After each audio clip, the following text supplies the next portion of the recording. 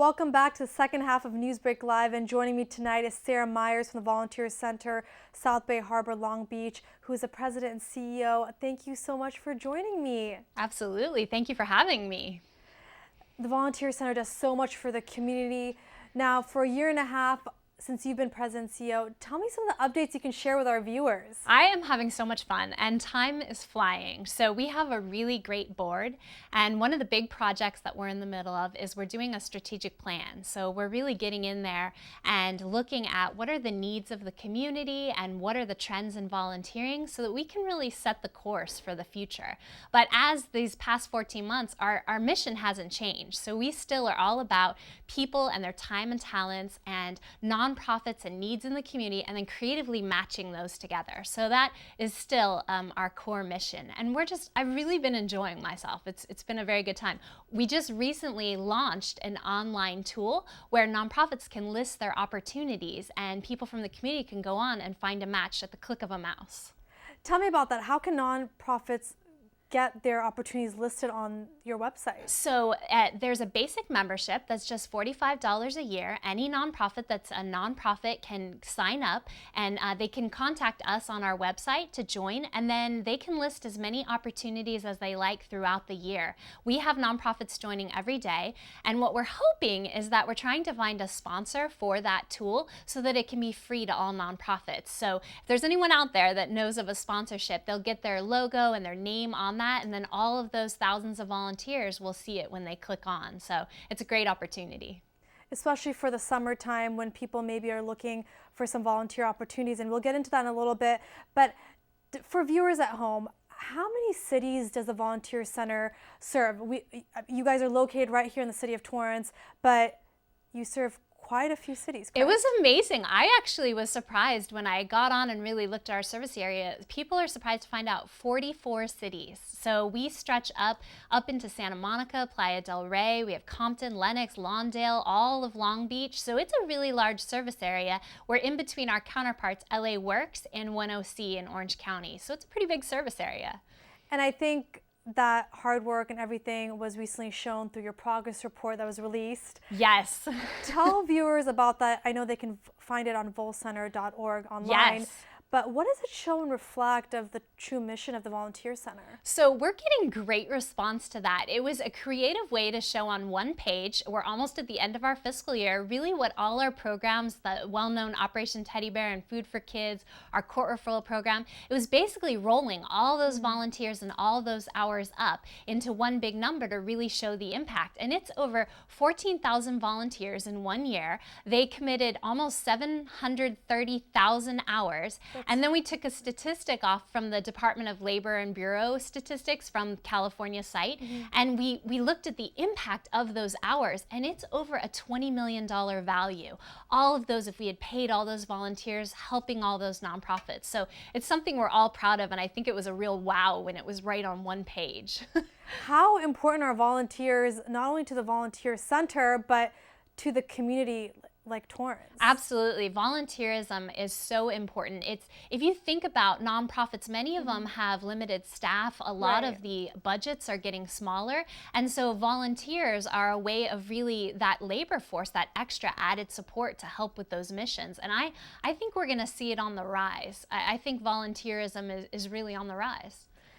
This year, you hosted the first Fun Fair fundraiser. Yes. And it was an interesting concept, and I know you mentioned that it will come back again next year. So tell us a little bit about that for maybe local companies that may want to get involved. Yeah, we had lots of companies come out like Molina and John Deere. We had Valero. So companies, employees can come out and actually make a whole carnival type like game for the community. And it's a great way of team building and creating that, and then families can come out and enjoy that. So we had Torrance Bakery, it had a whole cookie decorating, so look for that in February. I think it's going to be a lot of fun.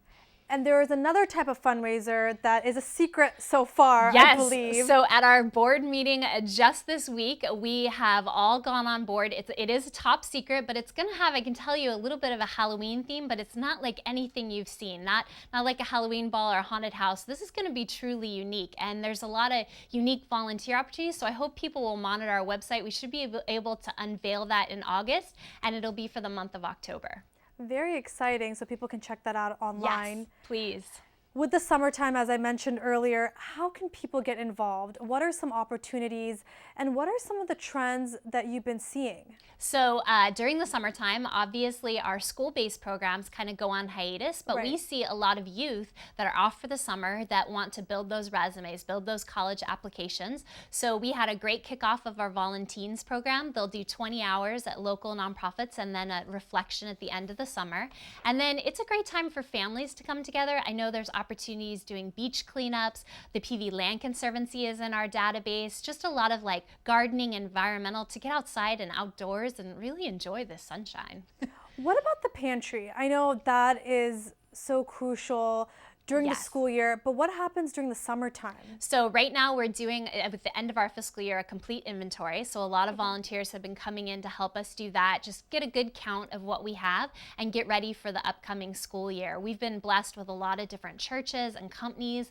Honda just recently did a big food drive for us. So there's still an ongoing opportunity, and you can always monitor our website and it'll tell you which items are the most important that we need that particular week or month. Great. There are so many programs at the Volunteer Center. There's no doubt it makes a huge impact for the surrounding cities. But the meaning of volunteerism, you mentioned to me, has changed. I know you just returned from a national conference.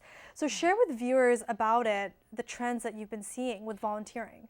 My biggest takeaway, the conference I went to was called Service Unites. And I think that we are in the midst of kind of what could be deemed a negative climate change society, just a lot of hate rhetoric and divisiveness. It hasn't been a pretty political scene. And I think volunteering can bring people of all ages, all backgrounds, all political persuasions, and shoulder to shoulder, they can really unite them with a common cause. And I think that's the most important thing. And a lot of us in the volunteer industry see that as kind of the antidote to what we're seeing, where you bring back together, you dig in, and you really vote for the type of community you want to live in locally with volunteerism. So I think it's really important right now, and I think that it's something we can look at to build our neighborhoods and our communities. I know I mentioned this a little bit earlier, but what are some trends you've been seeing in volunteering? Do you see maybe younger generations coming out and trying to make an effort in the community, or? Yes. So as part of our strategic planning, we're paying close attention to this, and we're seeing baby boomers retiring who really want to figure out how are they going to spend their time, and they have all these skills and they've had these great careers. How can they give back? I see great things out of the millennials. I think that they really, again, see their way of voting what kind of neighborhood they live in and realizing the power of giving back. Sometimes they do it online, but they also come out in force. And we're seeing families, lots of parents who really want to instill in their young children a value of volunteering at an early age, so there isn't that sense of entitlement, but more that they realized not everyone lives like I do and I can really give back. So those are kind of three of the pockets that we're seeing that as part of our strategic plan we maybe answer with programs that address those issues and trends. And people can always call the center if they have any questions on how to use a search tool and any opportunities. Absolutely. So we have on our site open hours, office hours, and so you can still call and get that one-on-one service, really help with matching.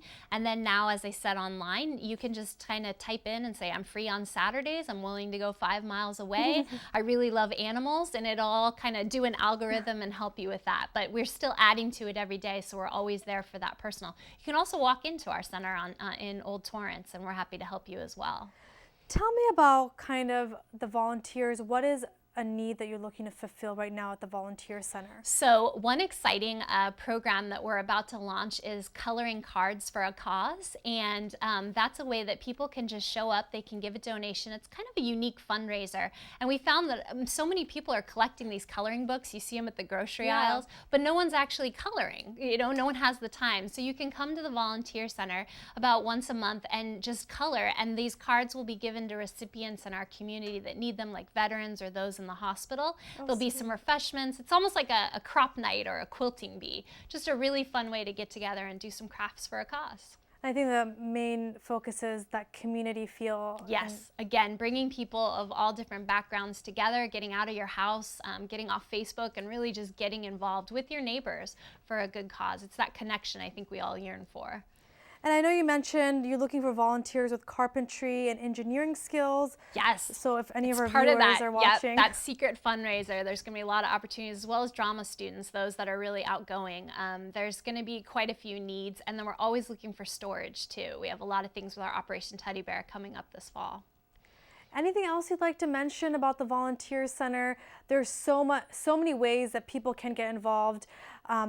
And as a new president, CEO, what is it about the city of Torrance that you feel really sets it apart from other regions? It's been really inviting. I do find that there are so many people of so many different backgrounds kind of coming together, and it's been nice to see. It really has that hometown feel. I was born and raised in Torrance, a product of Torrance schools, and I'm just amazed that when the call goes out, we have realtors that are knocking on doors and collecting all kinds of cans. It's just everyone gets involved and businesses come together, and I think it's really a unique feel, but it's a good feeling, and I think that we'll continue to see volunteering. And then Long Beach is a big part. That's where I live currently, and I'm just so amazed by the mayor and city council there as well. So it's a lot of great communities coming together.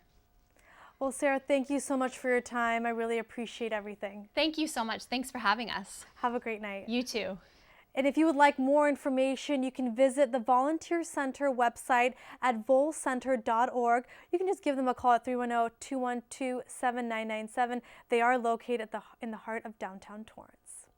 Well, that does it for NewsBreak Live. Don't forget to tune in for the Torrance City Council meeting that will start right here at 7 p.m. And if you ever have news or video that you'd like to share, please email us at newsbreak@torranceca.gov. And for Facebook and Twitter users, use hashtag NewsBreakLive. Have a great night.